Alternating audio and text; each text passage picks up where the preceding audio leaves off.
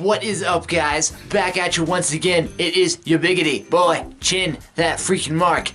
Yeah, you know what? I didn't do an episode last night. Sorry. I did a half-assed episode last week in an attempt to start a new show. Sorry. Fucking sue me already. Bust the nuts up in this bitch. Let's get it.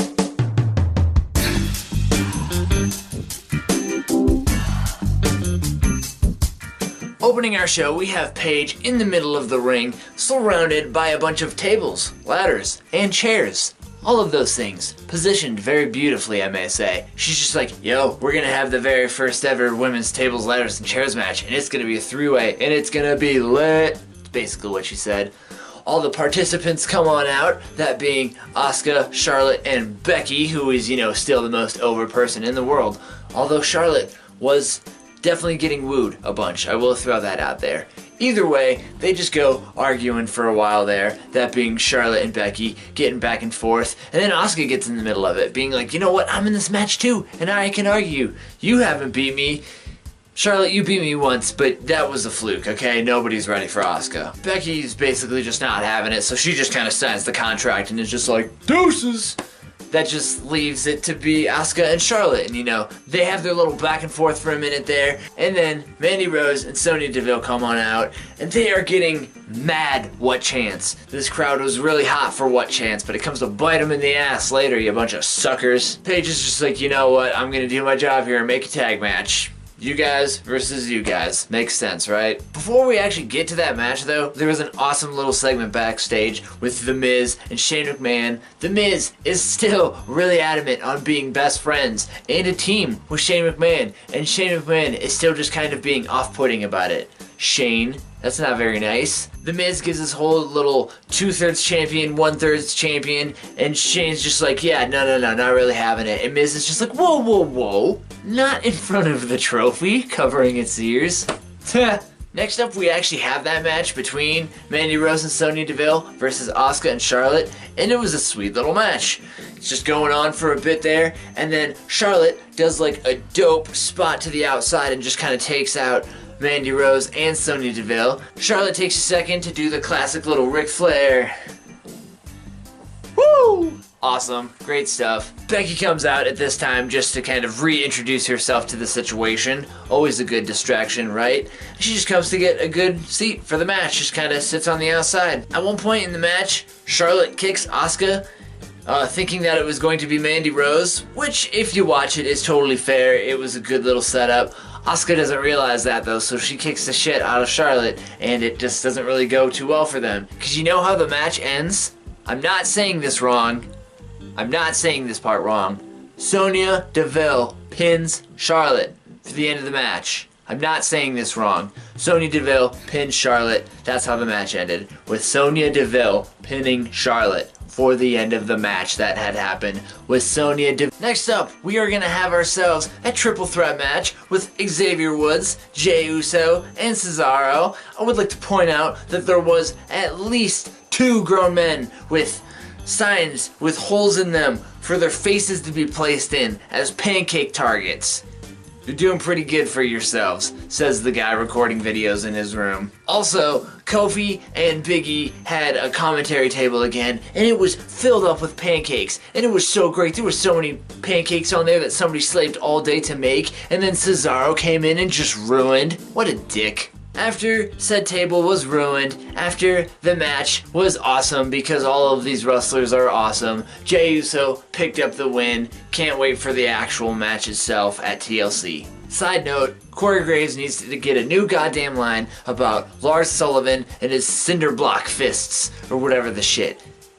WWE, let him say something else for the love of God. We then have ourselves a Miz TV segment up next here, and right off the bat, we have something that hasn't been on the channel in quite a minute, and guess what that's gonna be?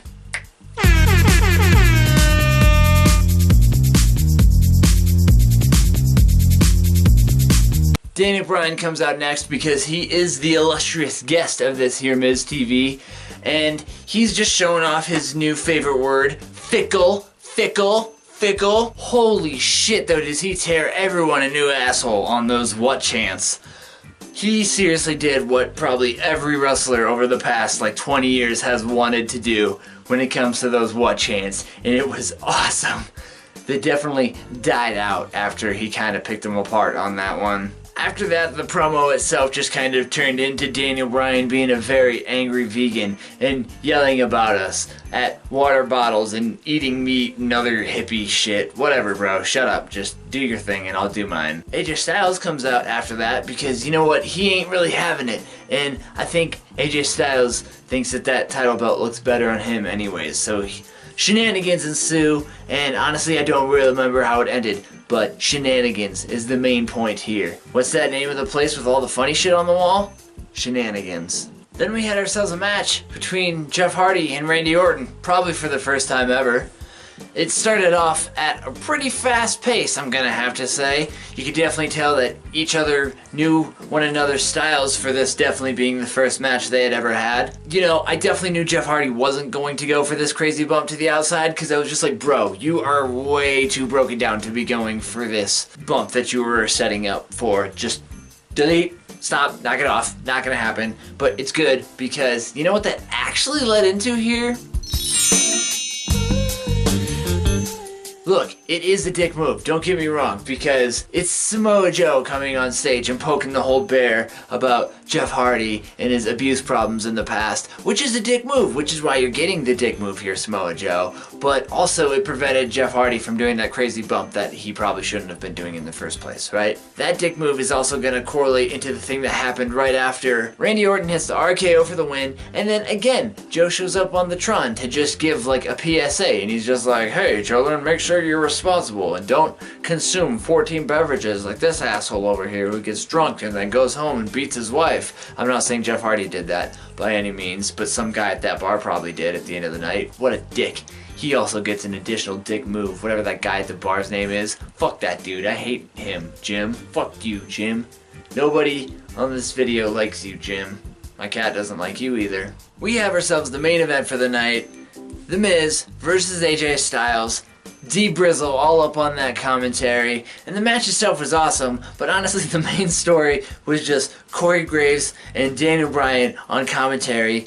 Daniel Bryan continuing to just be the angry vegan over here, and Corey Graves just fucking poking the bear, just being like, I'm a huge consumer of things such as GMO, 6 to 10 miles per hour cars, and water bottles. I just love all of those things so much. So what kind of advice would you give me or a person that I know such as that? And Daniel Bryan's just like, kick him in the balls. Whatever you do, kick him in the balls. Again, the match itself was good. At one point, Daniel Bryan comes out to be a distraction to AJ Styles, so the Miz can just kind of get like a stare smash all up in that bitch. But don't fear, AJ Styles wins with the calf crusher.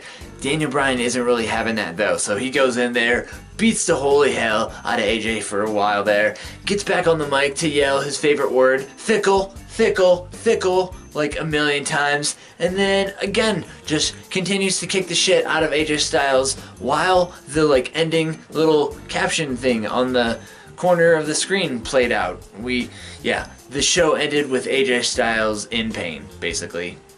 And hey guys, that was it for this busting of a nut of the SmackDown. It was in a nutshell, and it has been your boy, Chin, that freaking Mark. I hope you all weren't too distracted by my freaking dope Undertaker shirt. I bet you were though. But here's the deal, bud. Until NXT, that's just gonna have to be. Alright? It's been ya G, and we'll see. Just fuck off.